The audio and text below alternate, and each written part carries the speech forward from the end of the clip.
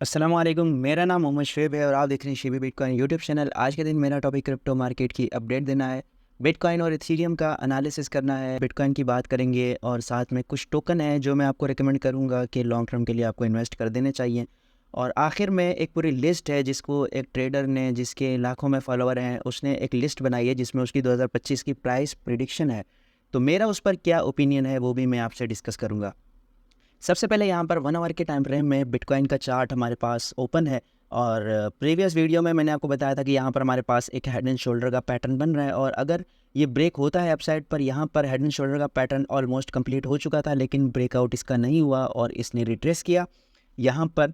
और उसके बाद अब यहाँ पर जो है हमें इसका ब्रेकआउट होता हुआ नज़र आ रहा है। इस जगह पर कहीं भी हमें ये सीन नज़र नहीं आया कि 1 आवर की कैंडल ऊपर की तरफ ब्रेकआउट हो। और यहाँ पर देखें तो इस कैंडल में हमें वॉल्यूम भी अच्छा खासा नज़र आ रहा है, तो यहाँ से जो है प्राइस एप्रिसिएशन की हम एक उम्मीद लगा सकते हैं और हमारा जो टारगेट होगा वो 69,000 तक का होगा। यहाँ पर इस लाइन को अगर मैं इस रेंज को बड़ा कर दूँ तो यहाँ पर ये वाली रेंज जो है हमारे पास नेक्स्ट टारगेट रह सकती है और उसके बाद अगर इसका भी ब्रेकआउट होता है तो फिर हमारे पास अगेन जो है मार्केट ऊपर जा सकती है। और जैसे कि मैं आपसे मुसलसल ये वाली ट्रेंड लाइन डिस्कस कर रहा हूँ जो कि डेली के टाइम फ्रेम में सेमी टेरिकल ट्रायंगल की जो ट्रेंड लाइन है 71,000 के करीब, तो यहाँ तक बिटकॉइन जा सकता है, पॉसिबिलिटी है। और उसके अलावा यहाँ पर अगर इस जगह से इस जगह जाता है तो यहाँ पर काफ़ी ज़्यादा स्ट्रॉन्ग हमें सेल ऑफ मिल सकता है। और अगर डेली के टाइम फ्रेम में देखें तो डेली के टाइम फ्रेम में मैं चार्ट को रिसेट करता हूँ और चार्ट को रिसेट करने के बाद अगर देखें तो यहाँ पर मैंने एक हैमर भी लगा रखा है। इस ट्रेंड लाइन को प्राइस रिटेस्ट कर सकती है और इस वक्त मार्केट बहुत ही ज़्यादा स्लो मूव कर रही है। अगर आप देखें यहाँ पर तो बहुत ही ज़्यादा मूव नहीं कर रही मार्केट और बोरिंग कंसोलिडेशन के फेज़ में है। तो इस जगह जो है अचानक से प्राइस ऊपर या नीचे जा सकती है, तो लाजमी आपने, अगर इस टाइम, तो ये टाइम ट्रेडिंग का है नहीं वैसे, अगर जो लोग स्कैल्पिंग वगैरह करते हैं, डेली ट्रेड वगैरह लेते हैं, उनके लिए ये टाइम नहीं है स्कैल्पिंग का। हाँ, अगर वो स्कैल्पिंग करते हैं तो लाजमी नीचे या ऊपर स्टॉप लॉस लगाएं ताकि उनकी पोजीशन जो है वो ज़्यादा लॉस में जो है वो क्लोज ना हो, ठीक है। और उसके अलावा एक एरिया मैंने आपसे पहले डिस्कस किया था, अगर आपको याद हो, अगेन यहाँ पर डिस्कस कर लेते हैं। ये वाला एरिया स्ट्रॉन्ग रेजिस्टेंस के तौर पर यहाँ पर इसको फेस करना पड़ रहा है। यहाँ पर देखें स्ट्रॉन्ग रिजेक्शन मिली थी और जब इस जगह आया था for the first time bitcoin नया ऑल टाइम हाई लगाने पर, तो एकदम से 10 से 12% का ड्रॉप इसमें आया था। गो के उसके बाद जो है बिटकॉइन ने अगले ही दिन अच्छी खासी रिकवरी कर ली थी, लेकिन यहाँ पर अच्छा खासा सेल ऑफ हमें मिला था, ठीक है। उसके बाद यहाँ अगेन जब बिटकॉइन ने इस प्राइस को रिटेस्ट किया, दोबारा से इसको स्ट्रगल करना पड़ा और उसके बाद यहाँ देखें तो यहाँ भी बिटकॉइन की प्राइस ने जब एक पंप लगाया तो यहाँ स्ट्रगल किया और दोबारा से स्ट्रॉन्ग सेल ऑफ आपको देखने को मिल रहा है।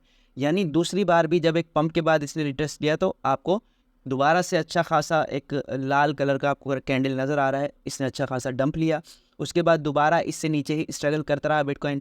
फिर इसका ब्रेकआउट जब हुआ तो ब्रेकआउट के बाद भी यहाँ पर हर कैंडल जो है ऑलमोस्ट आपको इसी एरिया में रिटेस्ट होती नज़र आ रही है, यानी कि ये स्ट्रॉन्ग एरिया है, रह सकता है, ठीक है।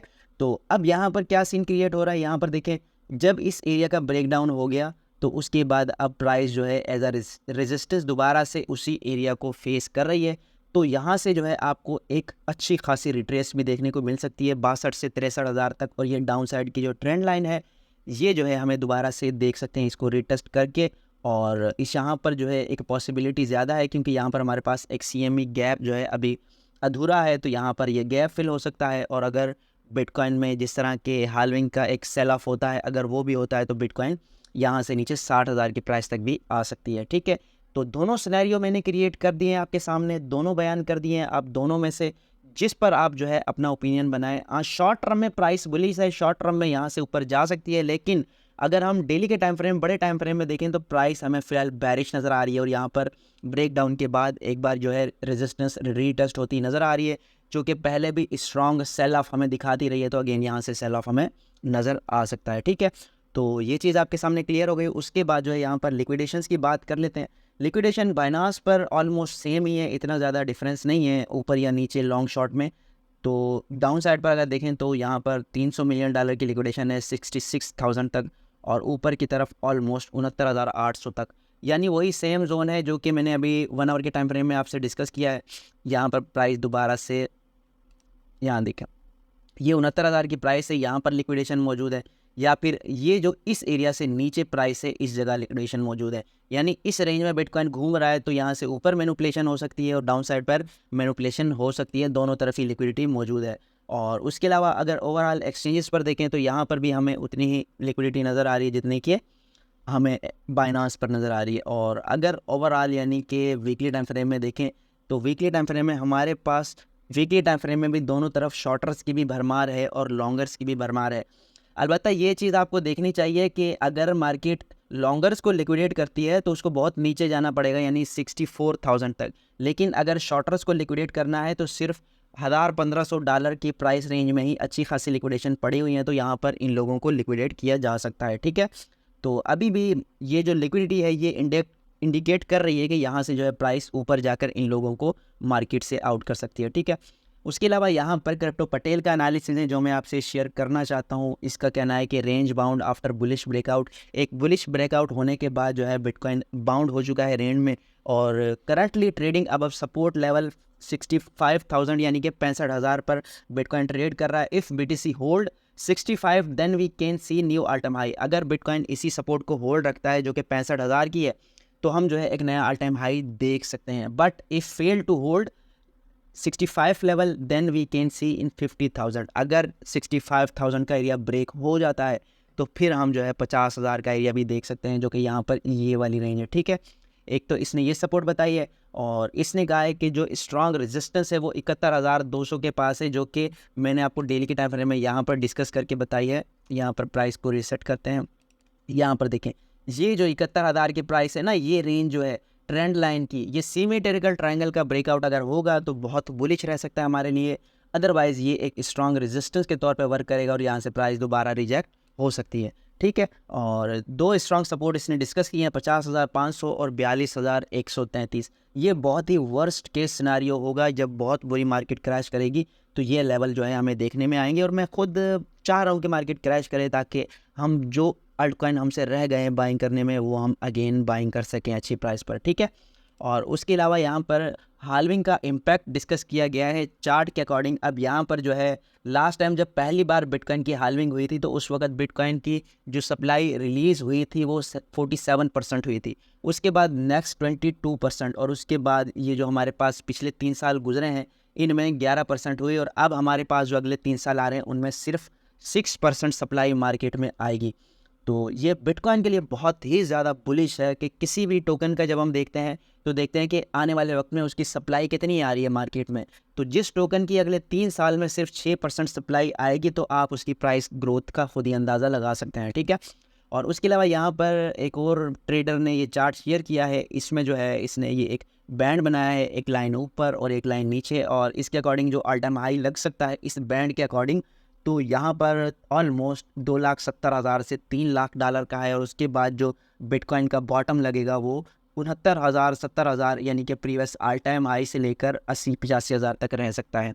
तो जैसे कि मार्केट जो है 2018 से इस चैनल को फॉलो कर रही है तो अगेन जो है मतलब ये चीज़ रह सकती है। लेकिन मार्केट में जो सप्लाई शॉक हो रहा है मुसलसल जो है बिटकॉइन की सप्लाई जो कम हो रही है तो इस वजह से इतना बड़ा डंप मुझे नहीं लगता कि होगा। ठीक है, और उसके अलावा अल्टकॉइन को डिस्कस करें तो अच्छे खासे अल्टकॉइन हैं जो कि बड़ी बड़ी करेक्शन लेकर बैठे हुए हैं, जैसे कि रेंडर है ये जो है 12%, और उसके अलावा जो है यहाँ पर डोजकॉइन 8%, एवेक्स टोकन जो है 10% डंप ले चुका है। आर्बिट्रम जो है बहुत इस अच्छे जोन पर है अगर आप इसको बाय करना चाहते हैं। लिडो फाइनेंस का टोकन और उसके अलावा बहुत अच्छे टोकन है। एप्टोस का टोकन $13 पे आ गया है, 22% का ये डंप ले चुका है। $10 पर जो है इसकी अच्छी बाइंग प्राइस है अगर आप इसको बाय करना चाहते हैं। ठीक है, आर्बिट्रम अच्छे जोन पर है, मैं ऑलरेडी इसको कई बार रिकमेंड कर चुका हूँ। L2 का स्ट्रॉन्ग प्रोजेक्ट है, आप इसमें भी देख सकते हैं। और उसके अलावा ऑप्टिमिज्म 18% डंप कर चुका है, आप इसको भी देख सकते हैं फॉर लॉन्ग टर्म और अच्छे खासे ये बेहतरीन टोकन है। और IMX जो है इम्यूटेबल एक्स अच्छा टोकन है, गेमिंग टोकन है, 14% डिप ले चुका है। तो सारे के सारे टोकन फिलहाल प्रेशर में नज़र आ रहे हैं। हाँ, आपने याद रखना है कि हो सकता है अगर बिटकॉइन जैसे कि लोग प्रिडिक्शन कर रहे हैं प्री हाल्विंग या हाल्विंग के बाद जिस तरह से मार्केट जो है वो डंप करती है, तो अगर 60,000 पर आती है या 60 से 50,000 पर भी आ जाती है और आपने जो टोकन्स बाय कर रखे होंगे तो आपने परेशान नहीं होना। या तो यहाँ पर जो है उन टोकन्स में आपने DCA करना है या फिर उनको ऐसे ही होल्ड रखना है जब बिटकॉइन इस प्राइस को दोबारा से रिक्लेम करेगा और नया हाई बनाएगा तो वो टोकन जो है अच्छा खासा पंप होते हैं आपको नज़र आएंगे, ठीक है।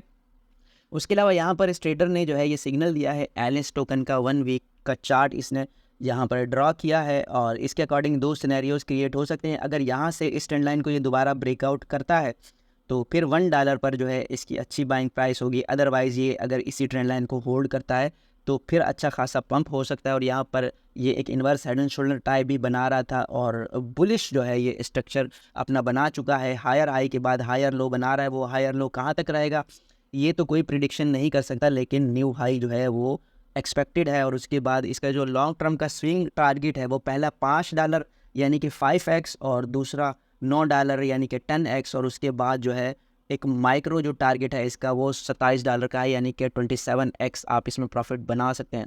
बाकी इसके फंडामेंटल्स मैंने डिस्कस नहीं किए हैं तो आप उन पर एक बार लाजमी नज़र डालें, ठीक है। और उसके अलावा यहाँ पर सोलाना जो है उसकी ब्लॉकचेन बहुत ज़्यादा डिस्टर्ब हो चुकी है और बहुत सारी ट्रांजैक्शन को वो फेल कर रही है, तो इसकी वजह से सोलाना की प्राइस भी आपको थोड़ा बहुत प्रेशर में नज़र आ रही होगी। बिटकॉइन और कार्डानो जो है वो बहुत स्लोली मूव कर रहे हैं। इथीरियम जो है वो बहुत हाई फीस पर जा चुका है। तो अब जो है L1 टोकन को डिस्कस किया जा रहा है कि L1 जो है वो बहुत बेहतरीन सोल्यूशन है, जबकि लेयर 1 जो है वो बहुत बुरी तरह जो है परफॉर्म कर रहे हैं। और उसके अलावा जो इथीरियम है उसकी फ़ीस बहुत हाई है। तो L1 यहाँ पर लेयर 1 जो प्रोजेक्ट है ऑप्टिमिज्म, आर्बिट्रम और मैटिक टोकन, उनकी अहमियत यहाँ पर वाज़े हो जाती है, ठीक है।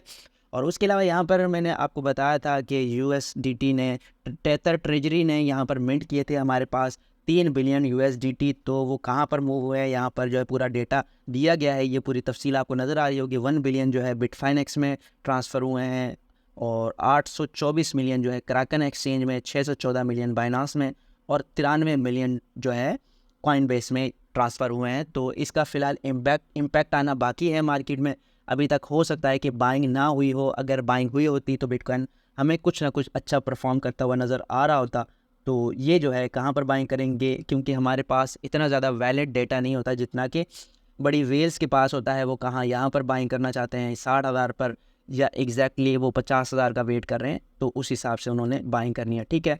और लास्ट में मैं आपसे शेयर कर रहा था कि एक बंदे ने 2025 की प्राइस प्रेडिक्शन की है बिटकॉइन की 1,75,000 बिल्कुल वैलिड है, जा सकता है। इथीरियम की 8,500 ठीक है, जा सकता है। BNB 1500 fine. सोलाना 1000 ये थोड़ा मुझे गड़बड़ लग रही है, क्योंकि यहाँ से भी जो है अभी फ़िलहाल 200-190 के करीब सोलाना चल रहा है, लेकिन उसकी जो ब्लॉकचेन प्रॉब्लम है, उसका जो इकोसिस्टम बार बार मुतासिर हो जाता है, तो उस वजह से फ़िलहाल हो सकता है कि इन्वेस्टर सोलाना से जो है अपने जो फंड हैं वो निकाल ले। XRP $5 ये टारगेट भी थोड़ा मुझे शक में लग रहा है, $2-3 तक जा सकता है। बहुत ज़्यादा पैसा दरकार है $5 तक जाने के लिए, तो ये भी मुझे रियलिस्टिक टारगेट नहीं लग रहा। डोजकॉइन $1 तक जा सकता है, एडा $60 तक जा सकता है, पॉसिबिलिटी है लेकिन थोड़ा मुश्किल है। एवेक्स 400 तक जा सकता है और डॉट टोकन 47 तक जा सकता है। तो ये आज की वीडियो थी। उम्मीद है कि आज की वीडियो भी आपके लिए इन्फॉर्मेटिव रही होगी। मिलते हैं अपनी नेक्स्ट वीडियो में। अल्लाह हाफिज़।